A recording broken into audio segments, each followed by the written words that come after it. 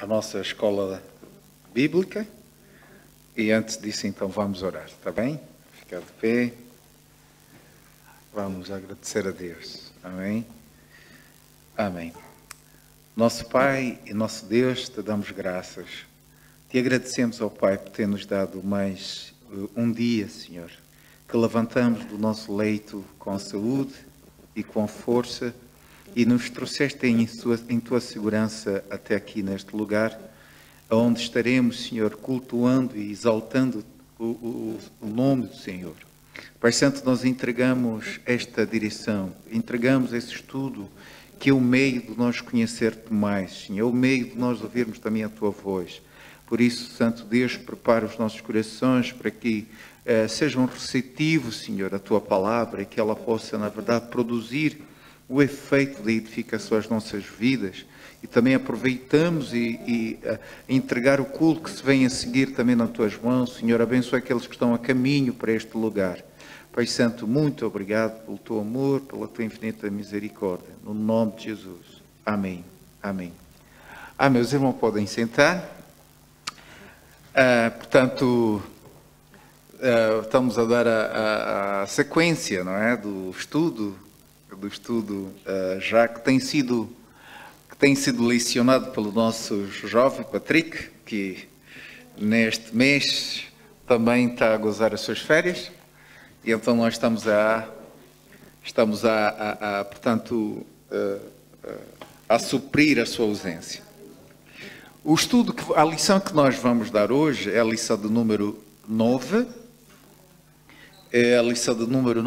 que tem como título o Ministério do Pastor. E eu acredito que a paz, irmã Morena, eu acredito que é um tema que logo ela suscita bastante expectativa de nós ouvirmos um pouco mais daquilo que é na verdade um pastor. Portanto, logo o primeiro capítulo diz assim: eu sou o bom pastor e o bom pastor dá a sua vida pelas ovelhas. Portanto, aqui a palavra que Jesus falou no livro de São João, capítulo 10, versículo 11. E a verdade prática no nosso estudo diz assim: por meio do ministério pastoral, conduzimos as ovelhas ao Supremo Pastor, que é Jesus Cristo. Amém. Então, nossa leitura bíblica de classe hoje está no livro de São João, começando do capítulo 10, versículo 11, que diz assim: eu sou o bom pastor e o bom pastor dá a sua vida pelas ovelhas. Eu sou o bom pastor e conheço as minhas ovelhas e das minhas sou conhecido. E Tito 1 diz, versículo 7, porque convém que o bispo seja irrepreensível como dispenseiro da casa de Deus, não soberbo, nem iracundo, nem dado ao vinho, nem espancador, nem cobiçoso, nem de torpe ganância, mas dado à hospitalidade, amigo do bem, moderado, justo, santo e temperante, retendo firme a fiel palavra que é conforme a doutrina, para que seja poderoso tanto para admoestar com a sã doutrina, como para convencer os contradizentes. E o versículo 10 diz: porque há muito desordenados, faladores, vão enganadores, principalmente as da circuncisão, aos quais convém tapar a boca, homens que transtornam casa inteira, ensinando o que não convém por torpe ganância. Pedro 5, do versículo 2 diz: apacentai o rebanho de Deus que está entre vós, tendo cuidado dele, não por força, mas voluntariamente, nem por torpe ganância, mas de ânimo pronto, nem como tendo domínio sobre a herança de Deus, mas servindo de exemplo ao rebanho. E quando aparecer o sumo pastor, alcançareis a incorruptível coroa de glória. Amém? Portanto, logo no livro de Pedro 5, nós encontramos aqui a orientação que deve ser adequada para o pastor que exerce esse exercício pastoral. Tá? E então ele diz que a apacentar o rebanho de Deus que está entre vós, tendo cuidado dele. Portanto, aqui o pastor tem essa responsabilidade de apacentar o rebanho de Deus, tendo cuidado dele e não trabalhar com ela por força, mas voluntariamente, nem por ganância, mas com ânimo pronto. Bom, grande responsabilidade. Amém? Portanto, a palavra introdutória diz: ser pastor sempre foi uma tarefa árdua. Árdua, como sabemos, uma tarefa dura. Ser pastor sempre foi uma tarefa árdua. Muitos são as demandas eternas e externas da igreja local, entre elas o cuidado para com as pessoas do rebanho, visita aos enfermos, questões relacionadas à administração eclesiástica e constante desafio de se dedicar à oração, à pregação, ao ensino da palavra de Deus. O dia a dia pastoral é desafiador. Quem é vocacionado por Deus para apacentar? Somente pela graça e o amor do Pai é possível encarar tão grande responsabilidade. Por outro lado, é uma liderança madura e servidora imprescindível ao desenvolvimento da igreja local. Assim, a lição de hoje abordará esse importante ministério. Bom, como os irmãos já puderam ouvir na introdução, a introdução logo nos dá esta abertura aqui.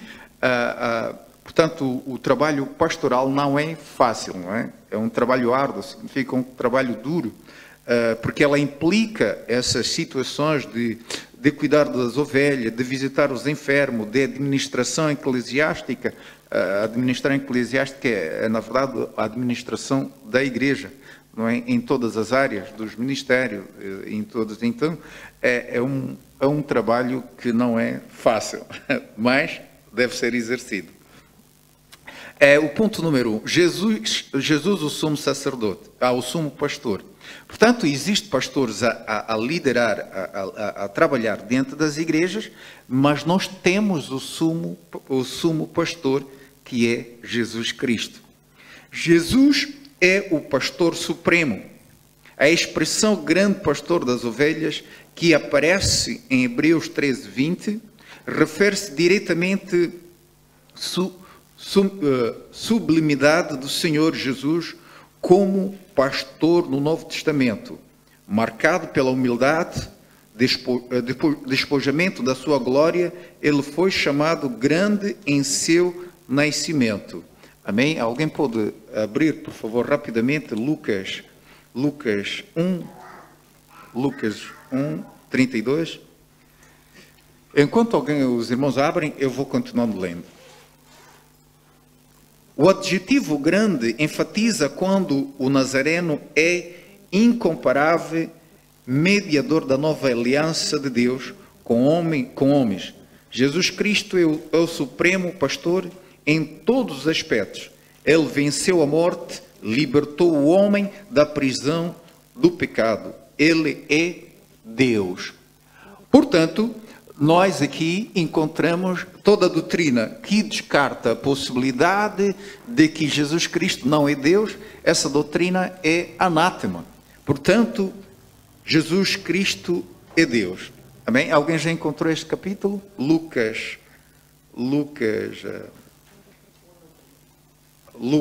3. Será grande e será chamado Filho do Altíssimo. O Senhor Deus lhe dará o trono de Davi, seu pai. Obrigado.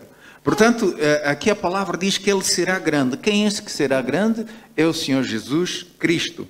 É por isso que aqui o estudo diz que o adjetivo grande enfatiza quanto o Nazareno é incomparável. Portanto, Jesus é incomparável.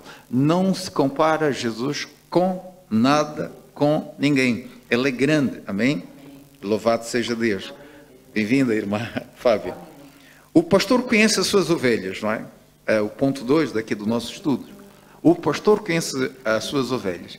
Nós falando do pastor, eu penso que nos abriram muito bem a mente sobre pastor e as ovelhas, por quanto a visita da esposa do nosso pastor Roberto, eu confesso que nunca ouvi a explicação tão clara, tão enfática sobre o Salmo 23, como ouvi daquela vez, e fiquei sabendo muito bem o papel que foi de Davi como pastor das ovelhas, e também, da verdade, as particularidades que as ovelhas têm. Não é? Então, o pastor conhece as suas ovelhas. Encontramos lá São João 10, 14. O adjetivo bom identifica Jesus como pastor que, por amor, protege e cuida das ovelhas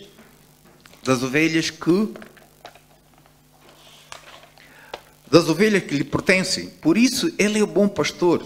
Tal expressão designa ainda a intimidade entre o sumo pastor e as suas ovelhas. Estas não ouvem a voz de outro pastor. O bondoso Salvador conhece a sua igreja por inteiro e se relaciona com cada membro. E nós encontramos isso em São João 10, de 5 a 15. Portanto, aqui o estudo nos diz que o bondoso Salvador conhece a sua igreja por inteiro. Portanto, Jesus conhece completamente a sua igreja, e algo que é de suma importância é o facto de nós sabermos que Jesus ele conhece ou relaciona com cada membro. O que isso significa? Significa que Jesus não vai operar na minha vida por via, talvez, do pastor, por via de um irmão. Jesus, ele opera na minha vida de uma forma direta, não é? De uma forma direta. É por isso que Jesus, ou Deus, ele não precisa intermediário, não precisa de intermediários para realizar a sua obra na nossa vida. Portanto, Deus, nesse caso Jesus, ele tem um relacionamento muito pessoal com cada um de nós. Amém? E por isso que nós também temos essa necessidade de intensificar esta relação próxima com Ele. Amém? Os irmãos sabem muito bem que toda relação ela tem que ser recíproca. Não é? Recíproca em espanhol, não sei como é que é, reciprocidade. Também é a mesma palavra, será? Bom, reciprocidade por exemplo, eu dou e a serva morena também dá. Se uma coisa não é somente alguém que dá e o outro, sim, quase uma, sim. Então toda a relação para que seja saudável, para que seja duradoura, ela tem que ser recíproca, tanto de amizade, tanto de relacionamento, porque se não houver essa reciprocidade, tarde ou cedo a chama se apaga. Por isso, Deus, ele está pronto, mas nós temos que corresponder a essa relação que Ele pretende ter conosco. Amém? Aleluia. O terceiro ponto diz que o pastor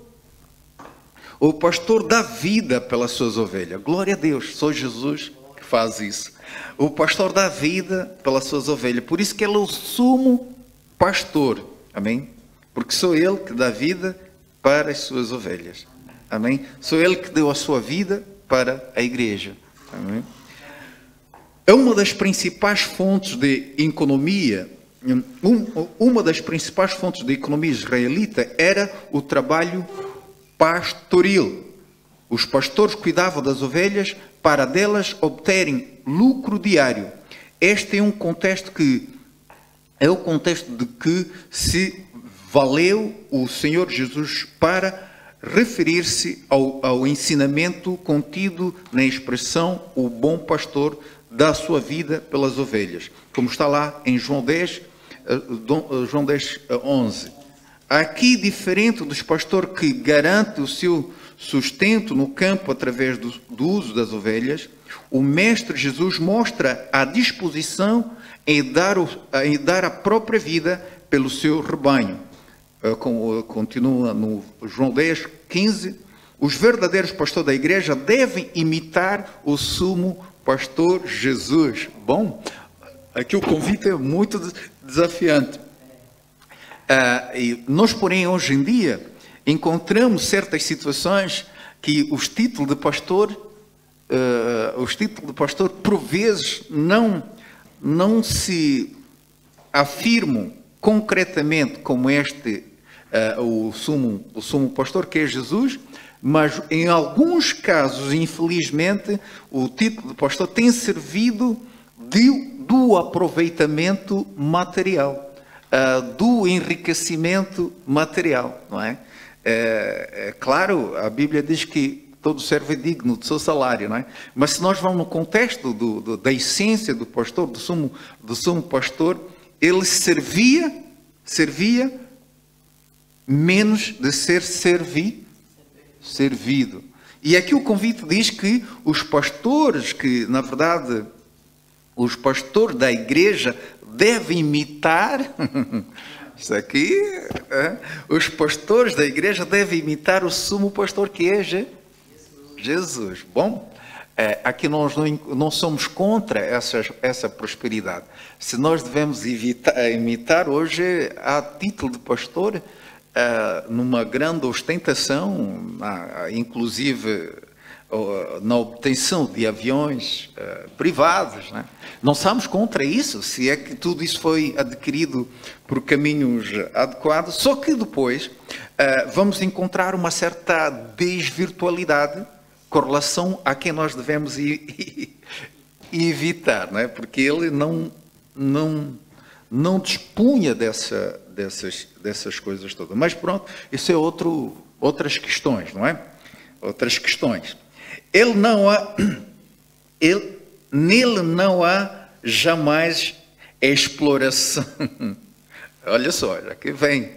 Nele não há jamais exploração alguma do rebanho, e isso deve servir de exemplo a todos aqueles que desejam ministrar a igreja do Senhor, tal como ensina a palavra em 1 de Pedro 5, é 1 de Pedro 5, de 2 a 4, vamos ler, o que é que nos ensina lá? 1 de Pedro, quem encontrou, por favor, nos faça o favor de ler.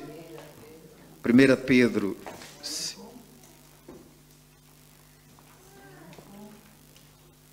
de 2 a 4. Uhum. Sim.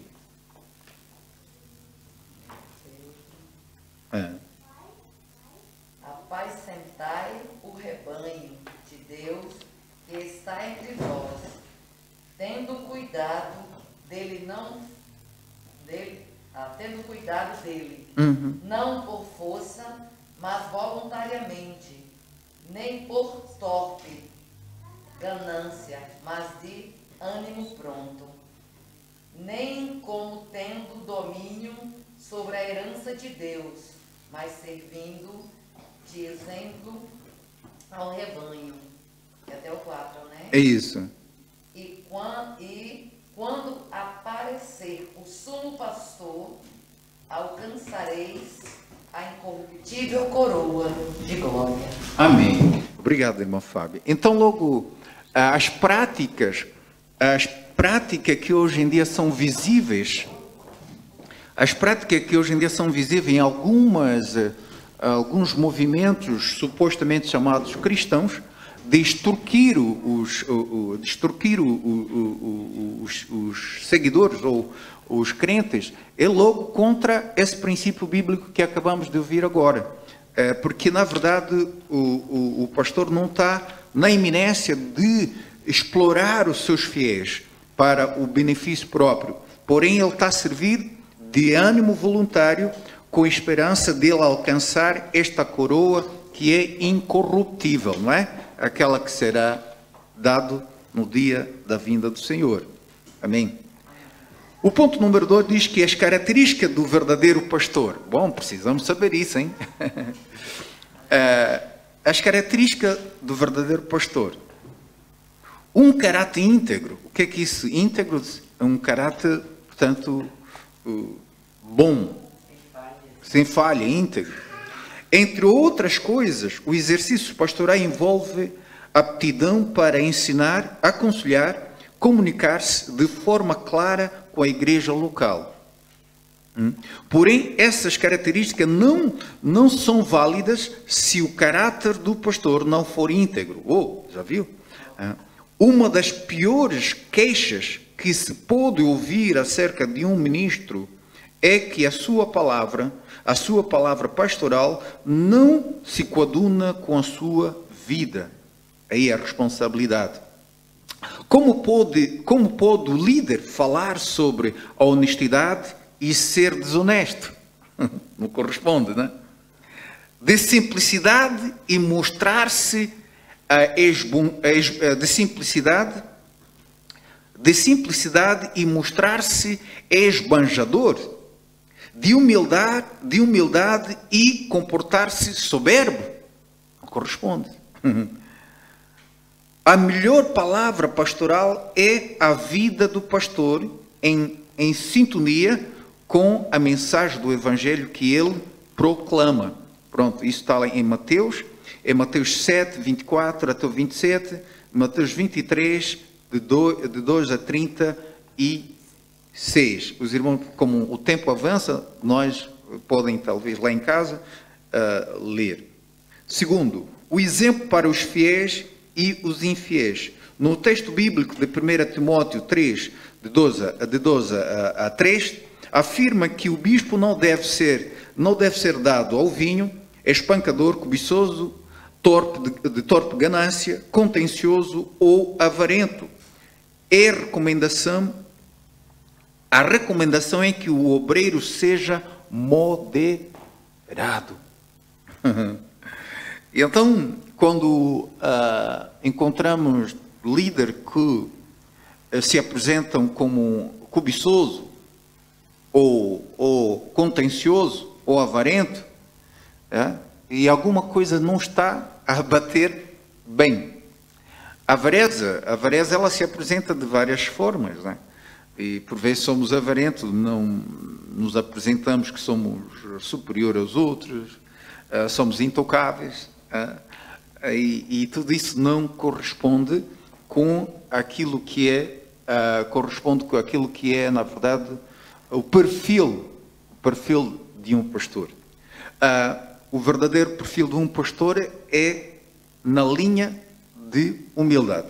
E porquê? Porque ele se revê na pessoa de Jesus Cristo, porque Jesus Cristo, ele serve como exemplo de todos os pastores. Então, todo comportamento, todo posicionamento que não se identifica com o perfil de Cristo, Jesus, nós estamos fora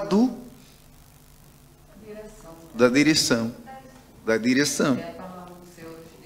Exato. A avareza é pecado de idolatria, né? Então, Amém. moderado. Ok. Depois, a igreja é o corpo de Cristo, precisa contemplar em seu líder sinais claros do fruto do Espírito Santo, tais como autocontrole, mansidão, bondade, amor. Estas características denotam idoneidade moral e maturidade espiritual. A mesma postura moral que o pastor atesta aos fiéis deve ser demonstrada igualmente aos infiéis. Portanto, porque o pastor não apresenta só essa postura aos fiéis, mas também aos infiéis, porque os infiéis são os futuros candidatos aos fiéis, porque aqueles que estão lá fora, nós sabemos que serão aqueles que também vão acrescentar o corpo de Cristo. Portanto, eles necessitam encontrar alguma diferença comportamental daqueles que já são chamados, que têm a luz da palavra de Deus, para que essa luz também lhes alcance. Amém? O terceiro ponto diz: o exemplo para a família. Não podemos esquecer que antes de ser exemplo para a igreja local e com os de fora, o ministério do Evangelho, em primeiro lugar, deve ser o exemplo para a sua própria família. Amém? Por isso, ser líder não é fácil. Porque você tem a dupla responsabilidade. Você não está somente cuidando de você próprio, você cuida de você próprio, você cuida da família, você cuida... Então você está como é que se diz? Você está no centro das atenções. É uma enorme responsabilidade. Amém. A sua primeira comunidade, igreja, governar a própria casa com modestia e equilíbrio, criando seus filhos com respeito, está lá em Timóteo, 1 Timóteo 3:4, é o testemunho que toda a família cristã deseja experimentar na convivência sadia com um pastor que é esposo, pai, avô. Portanto, todo obreiro deve cuidar bem do seu lar, pois sem o devido respaldo deste, o seu ministério jamais terá credibilidade. Amém? Amém? Eu gostaria que lêssemos Timóteo 3:4. Amém?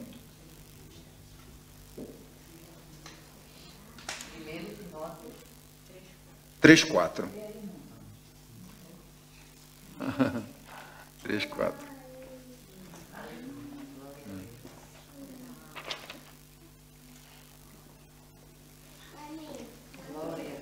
Amém.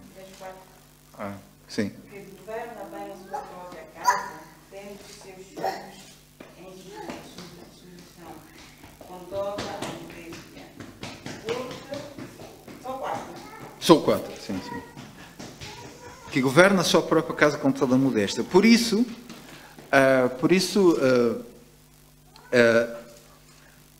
tudo que a gente faz, nós precisamos nos avaliar.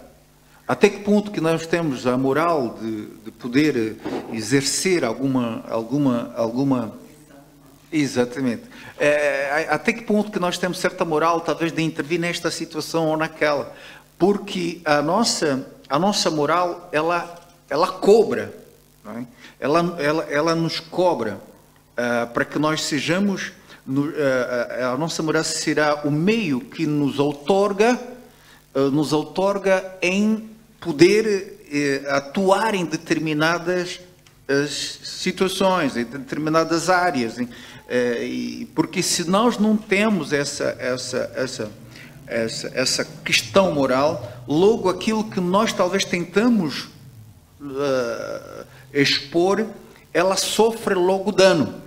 Não é? Sofre dano porque ela não vai corresponder com aquilo que nós somos. O que acontece? Automaticamente perdemos a autoridade. Isso passa na educação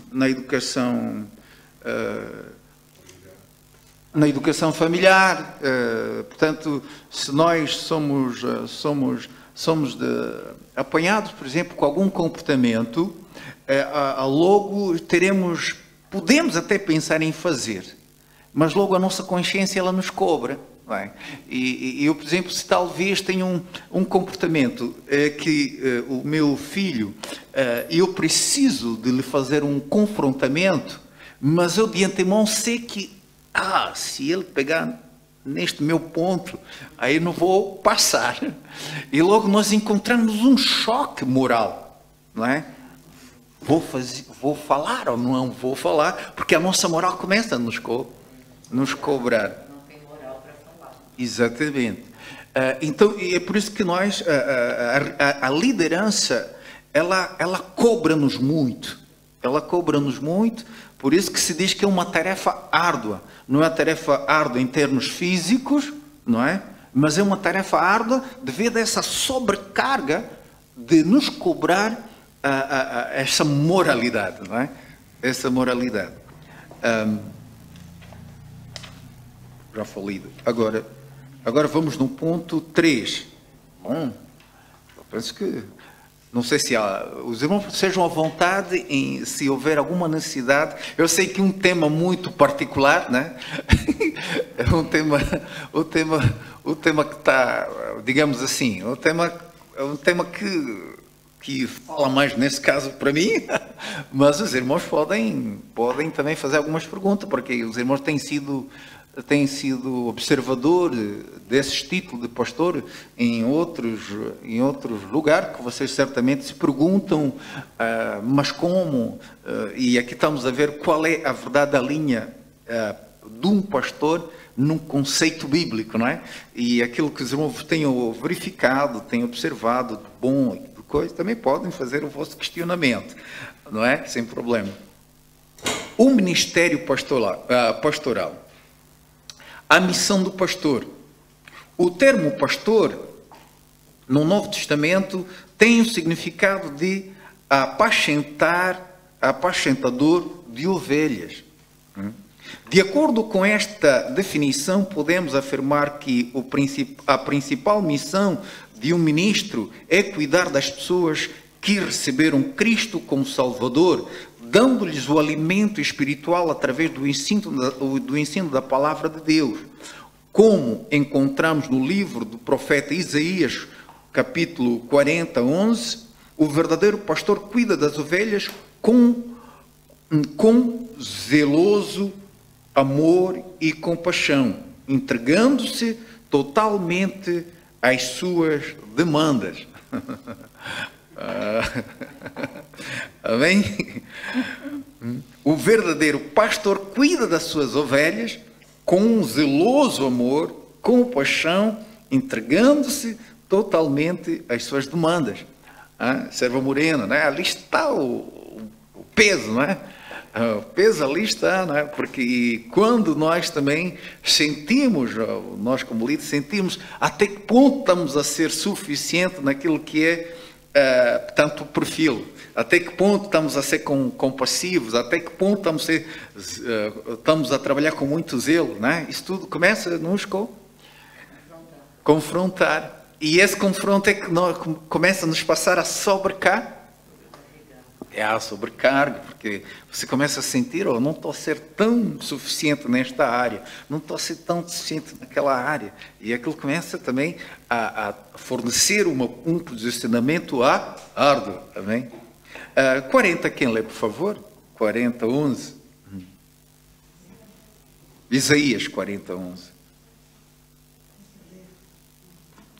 O irmão Beto já está de pé. Obrigado.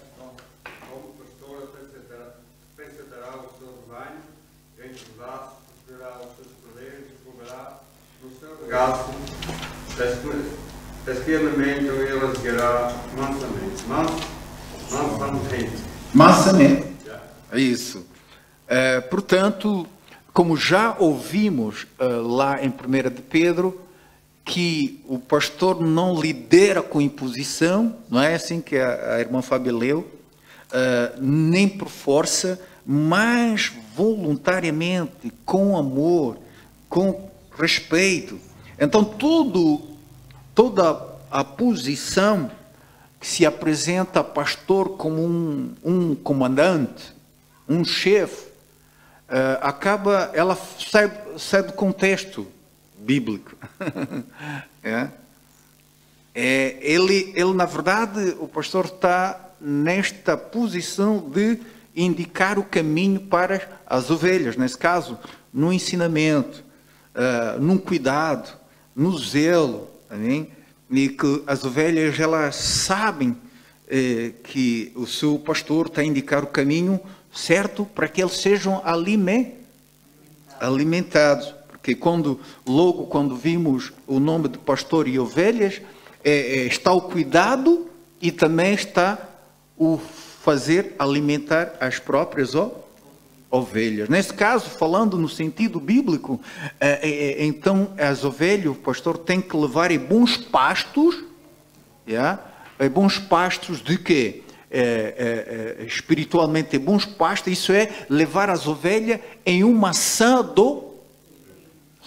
doutrina, a doutrina simples e pura. Amém? Aleluia. É esta a missão. E a doutrina simples e pura, ela é um alimento vital para as ovelhas. Amém? Os irmãos sabem que por isso que a Bíblia diz que o meu povo foi destruído porque lhes faltou o conhecimento. Irmãos, a falta do conhecimento é uma enfermidade muito perigosa. A falta de conhecimento é uma enfermidade muito perigosa. Eu já observei alguns casos nos movimentos chamados cristãos que acontece práticas que a pessoa se pergunta, mas este povo está a aceitar isso? Não tem conhecimento? Por exemplo, o caso que alguma vez contei aqui, dentro da igreja, o pastor não pisa no chão, tem que estar sempre, os crentes ficam ajoelhados, ele pisa por cima dele, porque ele é santo, não pode... E nós perguntamos, esses crentes não têm conhecimento para aceitar isso? Outro caso também que eu já vi, talvez os irmãos viram outros casos, os crentes começaram a comer relva e coisas, porque baseando naquele capítulo que nós pisaremos as serpentes, nada nos fará nada, e começaram a ter problemas. Os crentes deitados no chão a comer relva e tudo aquilo, porque...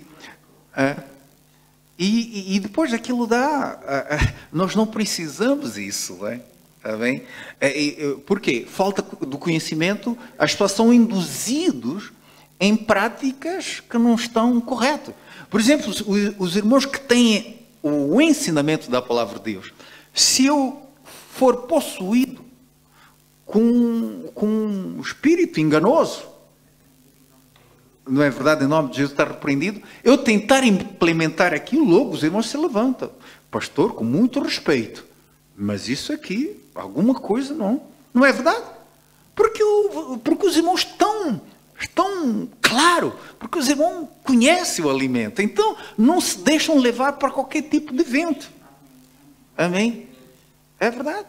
Isso é quando também vamos em certas igrejas, né? Nós ouvimos tudo, mas também filtramos.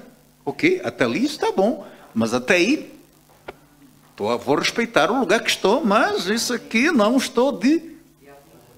Mantém, a pessoa se mantém, porque você está dentro do conhecimento. É por isso que a palavra diz que o pastor ele conduz as ovelhas para se alimentar. Nesse caso, para se alimentar espiritualmente. Amém? Ok, então. Mas vamos lá. Portanto, já lemos no Isaías, né? Ok? Então, segundo ponto. Uma missão polivalente, né? Bom, essa palavra polivalente, sabemos que é alguém que tem várias habilidades. Uma pessoa polivalente. É como a gente diz, o irmão Antônio é poliglota. Por que é poliglota? Porque domina vários idiomas, tem facilidade de dominar. Então também tem pessoas que ele é dado ele mexe daqui, dá certo, mexe aquele, dá certo. Este indivíduo é polivalente. Por exemplo, é um jovem também que nós logo atribuímos uma certa polivalência, não é? Amém. A missão pastoral também é múltipla, não é? É múltipla. Isso significa que a missão do pastor não se resume só por uma via, mas ela é múltipla. Pois o ministério envolve o ensino, o ensinamento, o aconselhamento, a evangelização, missões, bem como a pregação expositiva da palavra de Deus, que é o seu mais importante empreendimento. Amém? Uau! A palavra de Deus para o ministério pastoral é o seu maior, ou o seu maior empreendimento, né? Que coisa gloriosa, não é? Para além dessas responsabilidades, o pastor age como um bom conciliador, administrador eclesiástico dos bens e recursos humanos disponíveis para toda a boa obra da igreja local. Está sob os seus cuidados a gestão eficiente, honesta dos bens materiais, patrimoniais e das finanças da igreja local. Aqui encontramos também aquilo que muitas vezes está dando problema em muitas igrejas, que é a questão financeira. E tem havido também questões de problema de questões patrimoniais, não é? Aquelas igrejas que têm casas próprias. E eu estava a falar essa semana com uma das minhas irmãs.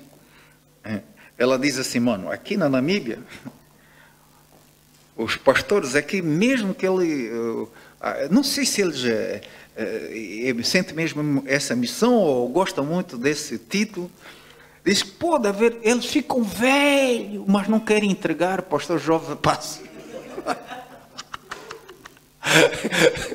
Ficam velhos, porque nós vemos que, olha, fisicamente ele devia passar o legado. Diz, não, quando há reuniões, ele não vai, manda um jovem, mas para o lugar dele tem que ser ele próprio, só sai quando morre. E ele perguntou, lá também, assim, eu disse, olha, claro, eu não sei, mas assim, num bom senso, pode não perder o título de pastor, mas há um momento que talvez em termos, talvez físico, que talvez não está mais assim em altura de muito exercício, convém também ceder o lugar a um pastor com vitalidade, e ele acaba de ser um pastor, está ali, mas como conselheiro. Diz, isso aqui não acontece, não. Não acontece, não. Portanto, e ela diz, talvez os privilégios que eles beneficiam, parece que têm medo. Se não tiver mais aquele nome, já não vai ser tratado assim. Porque aqui o tratamento é muito assim, elevado. Quando chegam num casamento, a primeira linha eles passam, se qualquer lugar eles são logo tidos assim como coisa. Eu acho que esse privilégio lhes faz com que eu não vou sair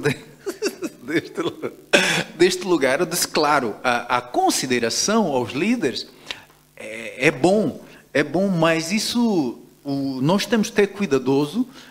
Respeito não é idolatrar. Há algumas práticas que acabamos de ultrapassamos aquilo que o conveniente, começamos a idolatrar. Isso é perigoso também. Eu disse, quando as pessoas também chegam a idolatrar alguém, essas pessoas também tornam-se vulneráveis, cair no erro daquele indivíduo que ele, por exemplo, faz alguma coisa, todo mundo aceita. Não, ele é o fulano de tal, e ele está a fazer, temos que fazer. Não, há que haver cuidado, respeito, sim, estimar tudo bem, mas nunca entrar na questão de idolatrar alguém, porque idolatrar alguém também é um pecado. A Bíblia diz que só temos o único Deus. Então ninguém nós podemos fazer chegar, quase, parece que estamos a pôr no lugar do alto. É a abominação do Senhor, a idolatria. Sim. Porque foi justamente isso que aconteceu com Lúcifer. Yeah. Não é? A idolatria a si próprio, a arrogância, a soberba dele ali. Sim. Não é? Que levou ele a cair. E o facto também de certos pastores serem idolatrados, é por isso que depois também levanta-se conflitos dentro das igrejas, dentro dos ministérios. Os irmãos sabem que em igrejas grandes, como acontece no Brasil, nos Estados Unidos, em Angola, na República Dominicana, são aquelas igrejas que às vezes têm 5.000 membros, 10.000 membros. Essas igrejas rendem muito. Então, o pastor presidente, cuidado. Os pastor presidentes, às vezes, dessas igrejas, por vezes, até têm um salário mais do que um senador.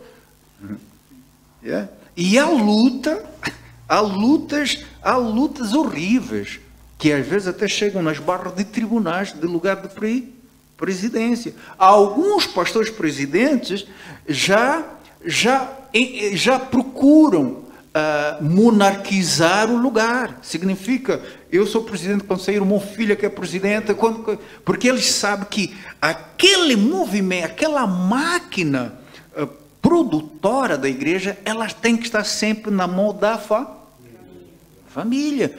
E isso, a igreja ela não pode sentir, não pode ter o cheiro da monarquia, não, porque o rei da igreja é Jesus. Amém? Ele é que é o rei da igreja. Então, isso logo, esse tipo de comportamento, sem dúvida, elas são resultado de idolatrar esses pastores, quando tem pastor, presidente, aquilo, as pessoas sentem-se idolatradas e depois começam a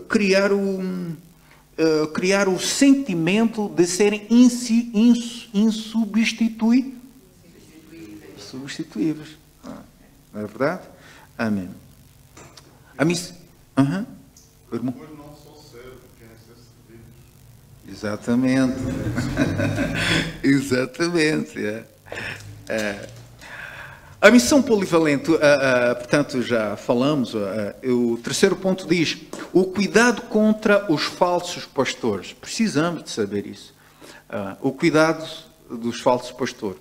Quando Deus levantou Ezequiel como profeta de Israel, ele ordenou-lhe que repreendesse os pastores infiéis da nação. Portanto, essa questão de existir também pastor falso é antigo, porque aqui estamos a encontrar no Antigo Testamento já um profeta que lhe entregam a responsabilidade de repreender pastores infiéis da nação. O Altíssimo considerava como falsos pastores os que apacentavam a si mesmo e não as ovelhas. O que é isso, apacentar-se a si mesmo, não as ovelhas?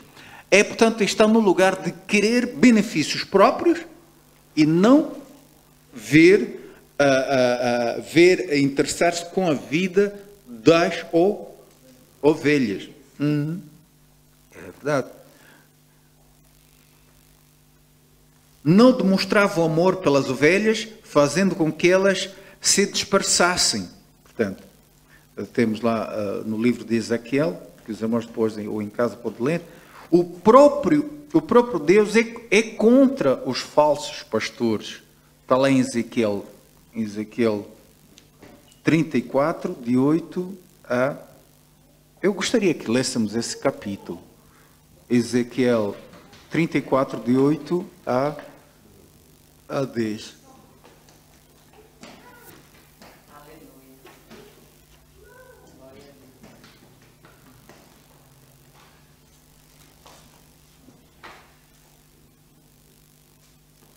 Ok. Vivo eu, diz o Senhor Jeová, visto que as minhas ovelhas foram entregues à rapina e vieram a servir de pastor a todas as feras do campo, por falta de pastor.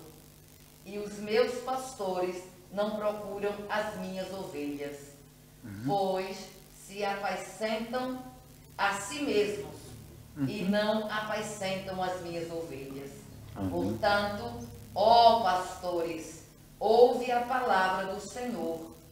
Assim diz o Senhor Jeová, eis que eu estou contra os pastores e demandarei as minhas ovelhas da sua mão, e eles deixarão de apacentar as ovelhas, e não se apacentarão, mas a si mesmo. Amém. E livrarei as minhas ovelhas da sua boca, e lhes não servirão mais de pasto.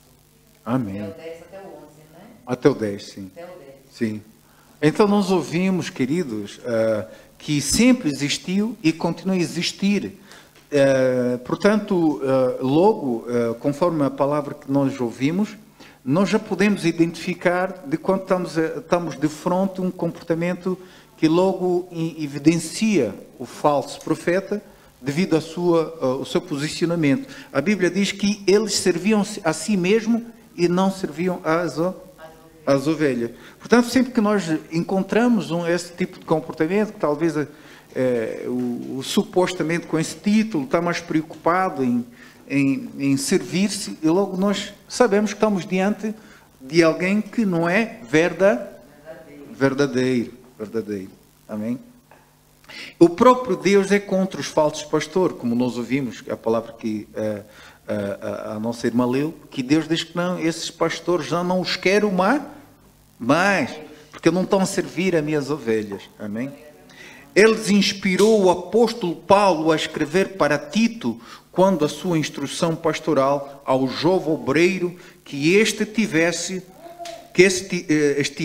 firme, fiel à palavra, que é conforme a doutrina, para que seja poderoso, tanto para admoestar com essa doutrina, como para convencer os contradizentes. Porque há muito desordenados, faladores, vãos e enganadores, aos quais convém tapar. A Bíblia é muito direta, né?